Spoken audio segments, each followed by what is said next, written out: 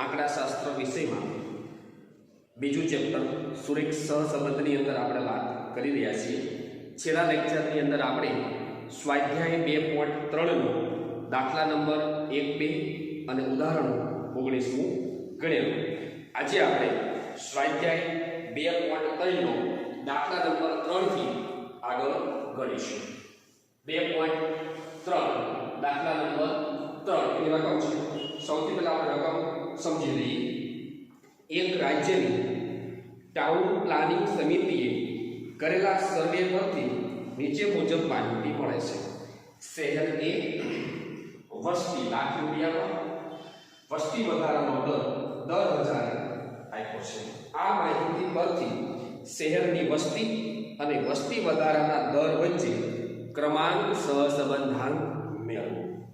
વિદ્યાર્થી મિત્રો, આ દાખલાની અંદર આપણે સહસંબંધ મેળવવાની જે 3 રીત છે એમાંથી કઈ રીતે દાખલો ગણવાનો છે એનો આપણને ઉલ્લેખ કરી દીધો છે।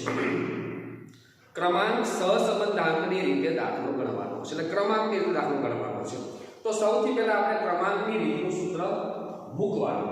હવે સૂત્ર મૂકીએ તો એના માટે 2 સૂત્ર છે। બેમાંથી કયા સૂત્રનો ઉપયોગ આપણે કરવાનો છે, એટલે કે અવલોકન પુનરાવર્તિત થતા હોય ત્યારે અને પુનરાવર્તિત ન થતા હોય ત્યારે। થોડુંક આપણે આગળ વધીએ।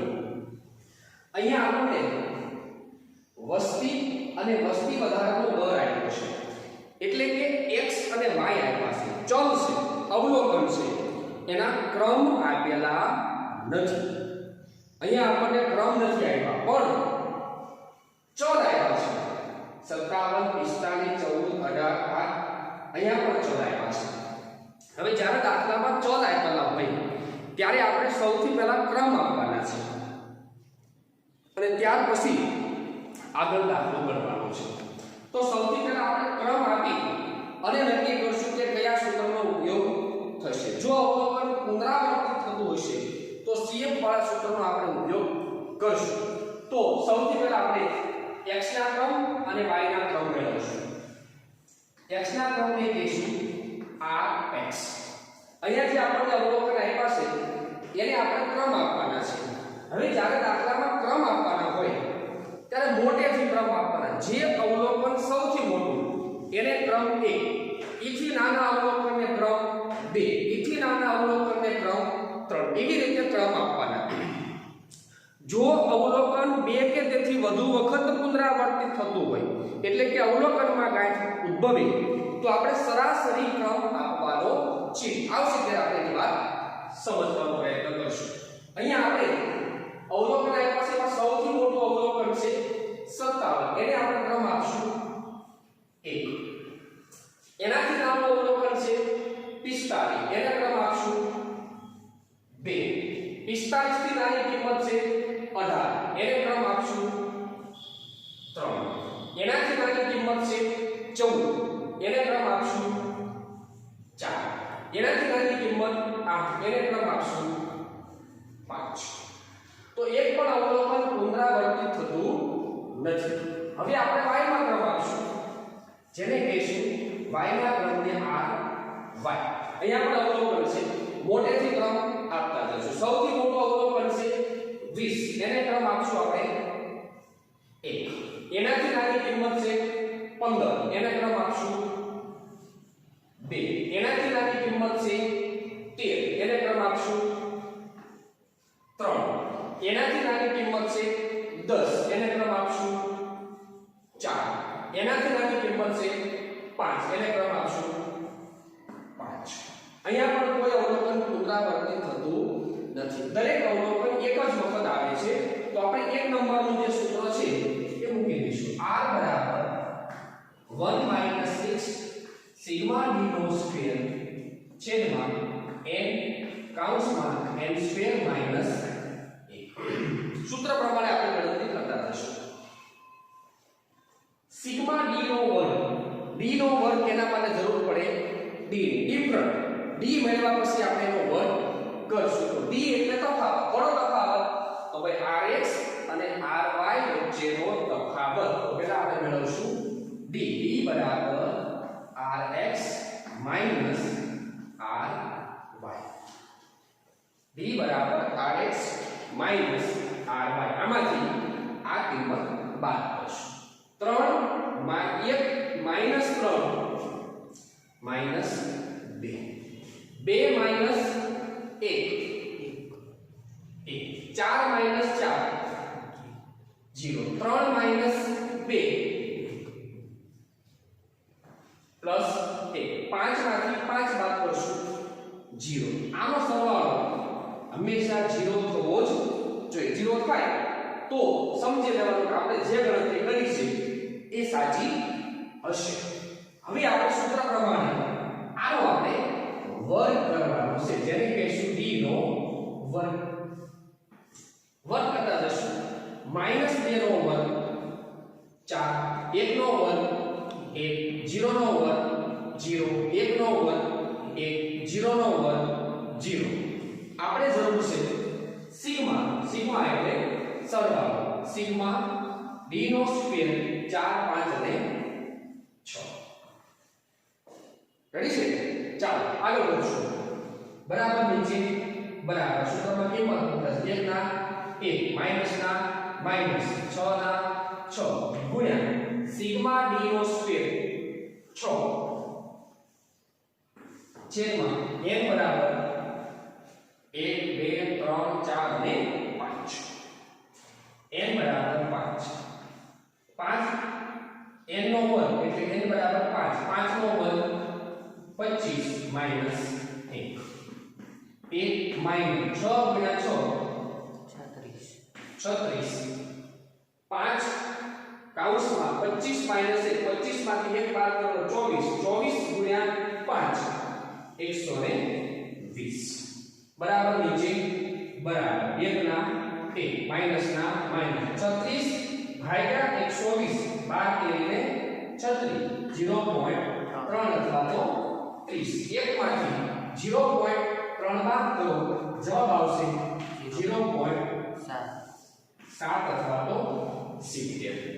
તો જ્યારે દાખલાની અંદર આપણને અવલોકન આપેલા હોય ત્યારે આપણે ક્રમ આપી અને ત્યાર પછી જે દાખલો ગણતા એ જ રીતે ગણવાનો છે. આગળ વધીએ વિદ્યાર્થી મિત્રો. ત્રીજો દાખલો ગણ્યા પછી આપણે સ્વાધ્યાય 1.3 નો દાખલા નંબર 4 આગળથી ગણશું. સૌથી પહેલા એને આપણે રકમ જોઈ લઈએ. એક સાયન્સ કોલેજના વિદ્યાર્થીઓમાંથી લીધેલા 10 વિદ્યાર્થીઓના એક નિદર્શ પરથી નીચે મુજબ માહિતી મળે છે. 3 કોલમ છે. વિદ્યાર્થી, ગણિતમાં ગુણ, આંકડાશાસ્ત્રમાં ગુણ. નીચે આપ્યું છે આ પરથી વિદ્યાર્થીઓએ મેળવેલા ગણિત અને આંકડાશાસ્ત્રની ક્ષમતા વચ્ચે ક્રમાંક સહસંબંધાંક મેળવો.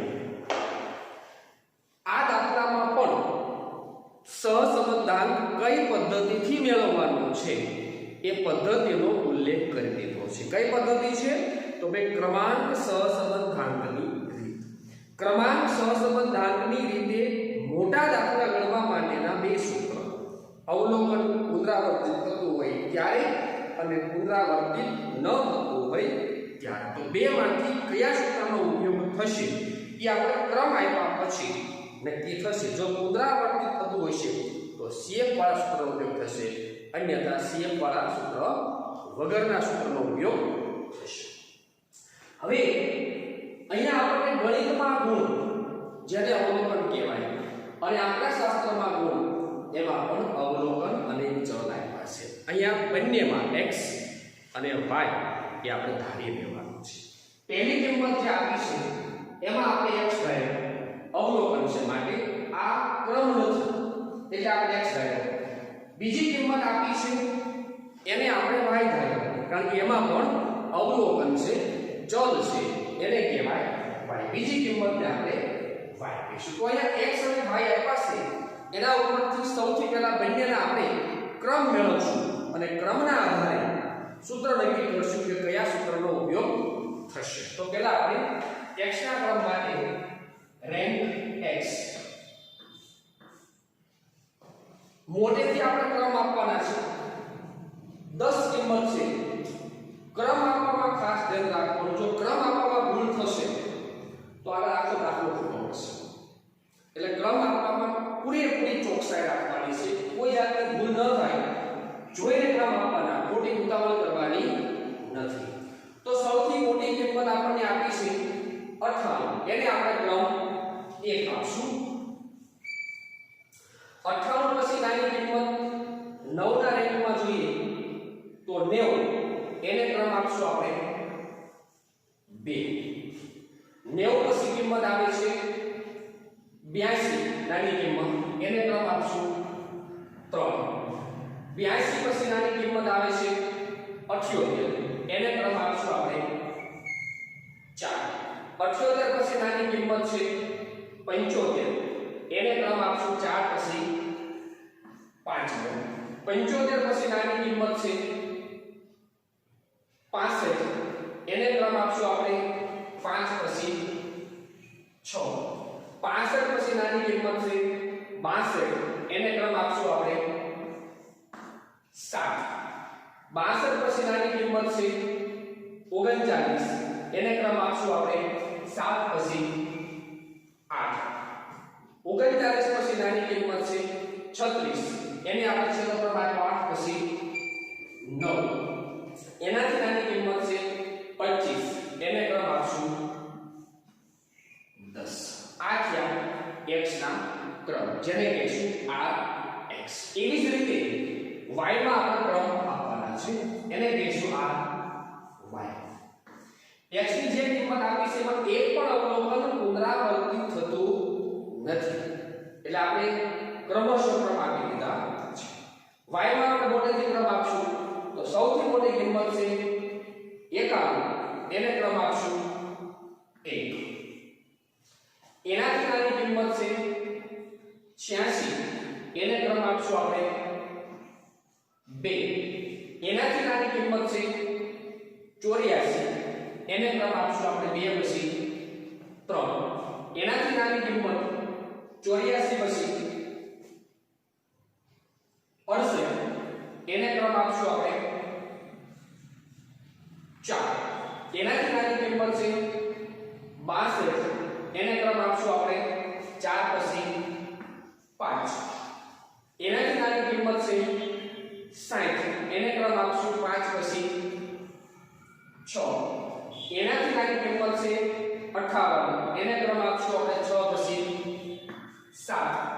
એનાથી નાની કિંમત છે 53. એને ક્રમ આપશું આપણે 8.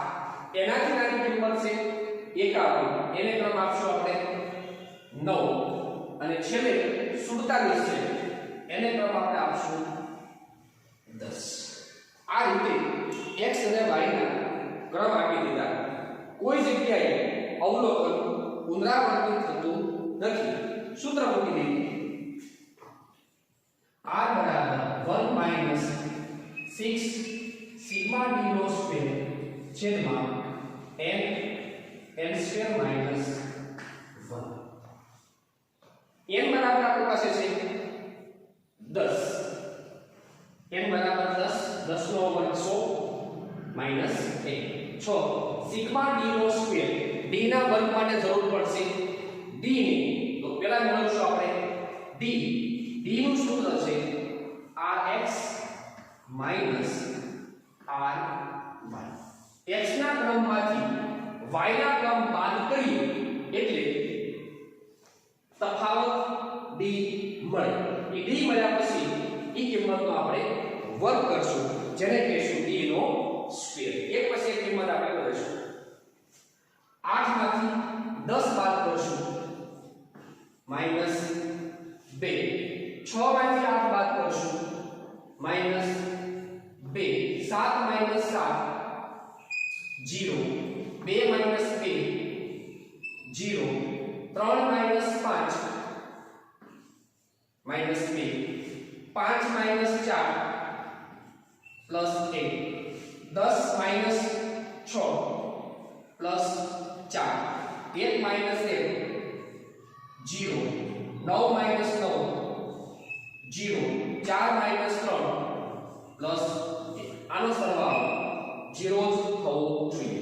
1 4 5 6 6 પ્લસ છે 2 2 4 ને 2 6 6 માઈનસ 6 વત્તા 6 બરાબર 0. હવે આપણે સૂત્ર પ્રમાણે આનો આપણે વર્ગ કરશું જેને કહીશું v નો સ્ક્વેર વર્ગ કરશું -2 નો વર્ગ 4 -2 નો વર્ગ 4 0 નો વર્ગ 0 0 નો વર્ગ 0 -2 નો વર્ગ 4 1 નો વર્ગ 1 4 નો વર્ગ 16 0 નો વર્ગ 0 0 નો વર્ગ 0 1 નો વર્ગ 1 આપણે જરૂર છે સિગ્મા એટલે કે સરવાળો સિગ્મા d નો સ્ક્વેર 4 4 8 4 12 13 14 16 બરાબર 30 સિગ્મા d નો સ્ક્વેર બરાબર 30 સૂત્રની અંદર કિંમત મૂકી બરાબરના બરાબર 1 ના 1 માઈનસ ના માઈનસ 6 ના 6 ગુણ્યા સિગ્મા d નો સ્ક્વેર 30 છેદમાં n બરાબર 10 કૌંસમાં n નો વર્ગ એટલે કે 10 નો વર્ગ 100 માઈનસ 1 બરાબરના બરાબર 1 ના 1 6 ગુણ્યા 30 6 તેરીને 18 180 100 માંથી 1 બાદ કરો 99 ગુણ્યા 10 990 બરાબરના બરાબર 1 ના 1 માઈનસ ના માઈનસ 180 ભાગ્યા 990 0.18 r બરાબર 1 માંથી 0 પર બાદ કરો જવાબ આવશે 0.82 r બરાબર 0.82 સહસંબંધાંકની કિંમત -1 થી +1 ની વચ્ચે આવે છે એ નિયમ પ્રમાણે ફરીથી જ્યારે પણ દાખલામાં x અને y આપેલા હોય ત્યારે આપણે ક્રમ આપવાના છે ક્રમ આપવામાં ખાસ ધ્યાન રાખવાનું છે ઉતાવળ કરતા નહીં જો ક્રમ સાચા હશે તો આપણો દાખલો સંપૂર્ણપણે સાચો